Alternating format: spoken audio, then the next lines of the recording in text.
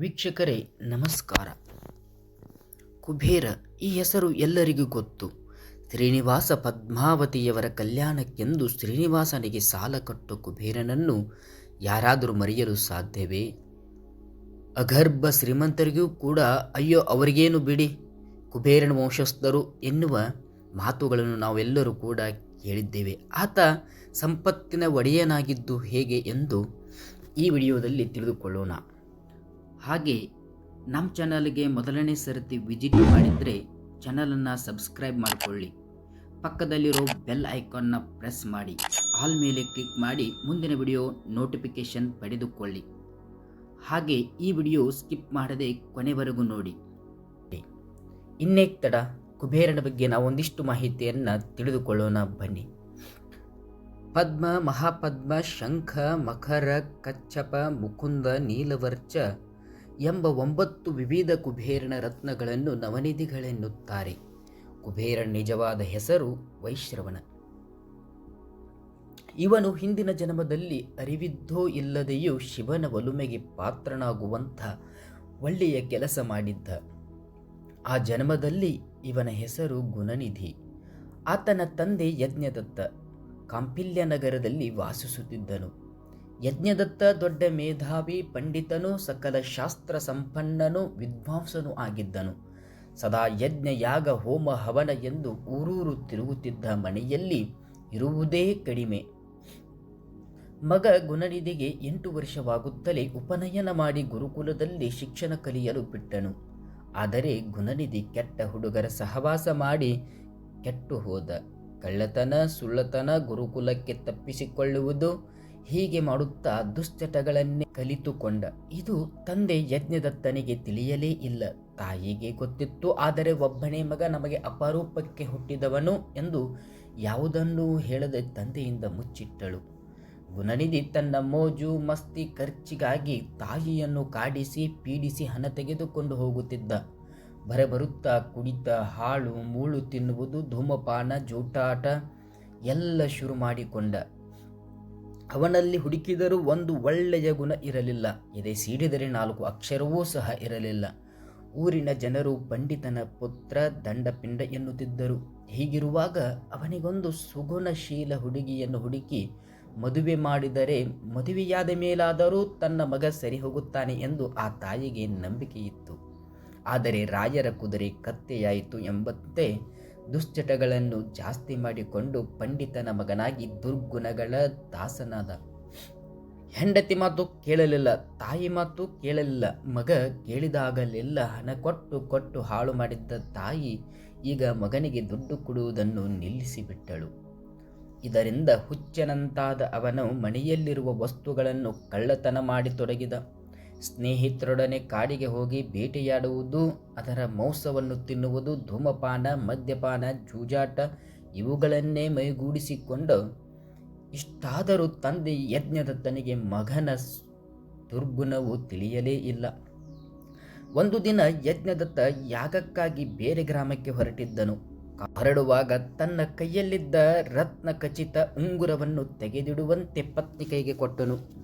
ಅವಳು ತಾನು ಹಾಕಿಕೊಳ್ಳದೆ ಮಗನಿಗೆ ಕಾಣಬಾರದೆಂದು ಅಡುಗೆ ಮನೆ ಡಬ್ಬಿಯೊಳಗೆ ಮುಚ್ಚಿಟ್ಟಳು. ಆದರೆ ಕಳ್ಳ ಮಗ ಅದನ್ನು ಮರೆಯಲಿಲ್ಲ. ನೋಡಿದನು. ಅವನು ತಾಯಿಗೆ ಗೊತ್ತಾಗದಂತೆ ಉಂಗುರವನ್ನು ಕದ್ದು ಜೂಜಿನಲ್ಲಿ ಕಳೆದು ಗೊತ್ತಿಲ್ಲದಂತೆ ಸುಮ್ಮನಿದ್ದ. ಅದೆಲ್ಲ ಕಳೆದ ಕೆಲ ದಿನಗಳಾಯಿತು. ಅದರ ಸುಳಿವು ಗೊತ್ತಾಗಲೇ ಇಲ್ಲ. ಮತ್ತೊಮ್ಮೆ ಯಜ್ಞದತ್ತ ಬೇರೆ ಊರಿಗೆ ಹೋಮ ಮುಗಿಸಿ ಮನೆಗೆ ಬರುತ್ತಿರುವಾಗ ಹಾದಿಯಲ್ಲಿ ಅವನ ಎದುರಿಗೆ ಬರುತ್ತಿದ್ದ ವ್ಯಕ್ತಿಯು ಕೈಯಲ್ಲಿ ಆ ಉಂಗುರವನ್ನು ನೋಡಿದನು. ಇದು ನನ್ನ ಉಂಗುರ, ನಿನ್ನ ಕೈಗೆ ಹೇಗೆ ಬಂತು ಎಂದು ಕೇಳಿದ. ಆತ ಜೋರಾಗಿ ನಕ್ಕು, ಆಹಾ ಮೇಧಾವಿ ಪಂಡಿತರೇ, ನಿಮ್ಮ ಮಗ ಗುಣನಿಧಿ ಜೂಜಾಡಲು ಉಂಗುರವನ್ನು ಪಣಕ್ಕಿಟ್ಟ. ಅದನ್ನು ನಾನು ಗೆದ್ದುಕೊಂಡೆ. ನಿಮ್ಮ ಮಗನನ್ನು ಹೀಗೆ ಬಿಟ್ಟರೆ ಒಂದು ದಿನ ತಾಯಿಯನ್ನೇ ಮಾರಿಬಿಡುತ್ತಾನೆ ಎಂದು ವ್ಯಂಗ್ಯವಾಗಿ ಮಾತನಾಡಿ ಅಸಹ್ಯ ಮಾಡಿಬಿಟ್ಟ. ಈ ಮಾತು ಕೇಳಿ ಯಜ್ಞದತ್ತನಿಗೆ ಕಾದ ಸಿಸಿ ಕಿವಿಯೊಳಗೆ ಸುರಿದಂತಾಯಿತು. ಮನೆಗೆ ಬಂದ ಹೆಂಡತಿಯನ್ನು ಬೈದನು. ನಿನ್ನಿಂದಲೇ ಮಗ ಹಾಳಾಗಿದ್ದು, ನನಗೆ ಒಂದು ಮಾತು ಹೇಳಿದ್ದರೆ ಏನಾದರೂ ಮಾಡುತ್ತಿದ್ದೆ ಎಂದು ಕೂಗಾಡಿದ. ಆದರೆ ಕಾಲ ಮೀರಿ ಹೋಗಿತ್ತು. ಇನ್ನು ನಾನು ಊರು ಜನರೆದುರು ತಲೆ ಎತ್ತಿ ತಿರುಗಲಾರೆ ಎಂದು ಮನೆ ಬಿಟ್ಟು ಶಾಶ್ವತವಾಗಿ ಹೊರಟು ಹೋದನು. ಇತ್ತ ಗುಣನಿಧಿ ತನ್ನ ಕೆಟ್ಟ ಗುಣಗಳು ತಮ್ಮ ತಂದೆಗೆ ತಿಳಿದು ಹೋಯಿತು ಎಂದು ಯಾರಿಂದಲೂ ತಿಳಿದುಕೊಂಡ.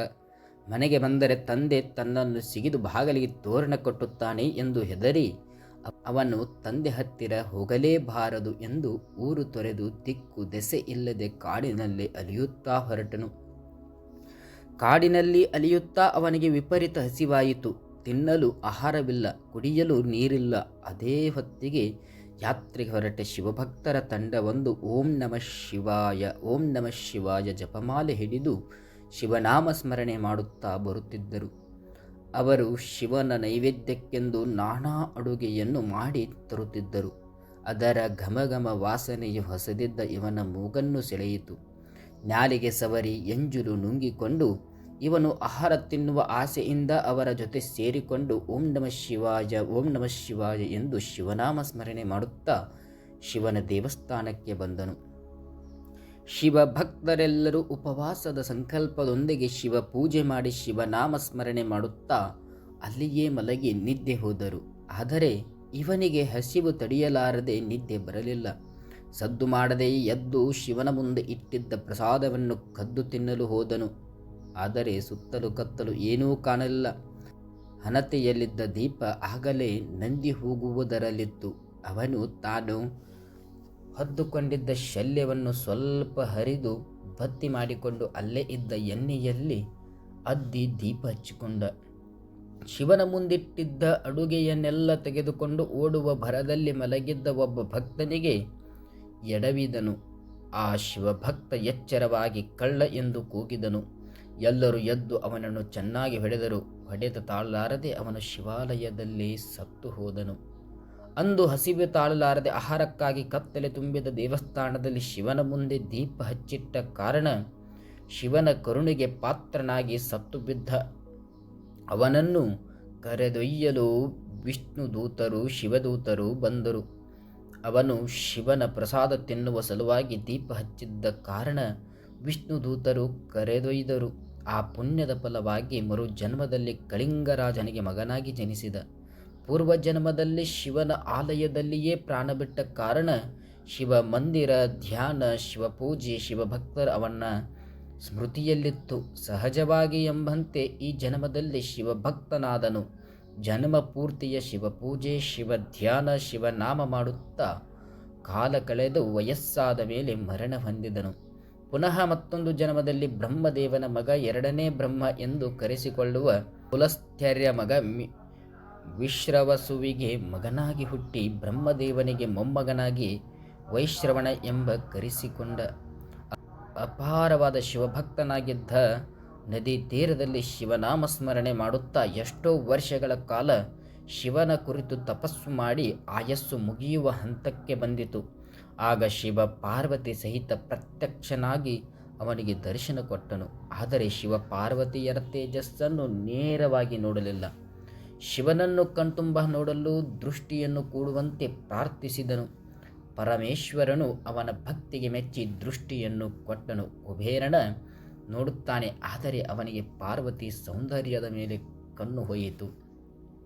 ಶಿವನೆದುರಿಗೆ ಪಾರ್ವತಿಯನ್ನು ಹೊಗಳಲಾರಂಭಿಸಿದ ಪಾರ್ವತಿಗೆ ಕೋಪ ಬಂದಿತ್ತು. ಪಾರ್ವತಿಯನ್ನೇ ದೃಷ್ಟಿಸಿ ನೋಡುತ್ತಿದ್ದ ಕುಬೇರನ ಬಲಗಣ್ಣು ಬಲೂನು ಒಡೆದಂತೆ ಟಪ್ಪಂತೆ ಒಡೆದು ಹೋಯಿತು. ಕುಬೇರನಿಗೆ ತಪ್ಪಿನ ಅರಿವಾಯಿತು. ಪರಮೇಶ್ವರನ್ನು ಪ್ರಾರ್ಥಿಸಿ ದೃಷ್ಟಿ ಕೊಡುವಂತೆ ಬೇಡಿದನು. ಶಿವನು ಪಾರ್ವತಿಗೆ ಅವನನ್ನು ತಮ್ಮ ಪುತ್ರನಂತೆ ಕ್ಷಮಿಸಿಬಿಡು ಎಂದನು. ಆಗ ಪಾರ್ವತಿ ಪರಮೇಶ್ವರನ ಮಾತು ಕೇಳಿ ಕುಬೇರನಿಗೆ ದೃಷ್ಟಿ ಬರುವಂತೆ ಮಾಡಿ ಬಲಗಣ್ಣು ಚಿಕ್ಕದಾಗಿ ಕಾಣುವಂತೆ ಅನುಗ್ರಹಿಸಿದಳು.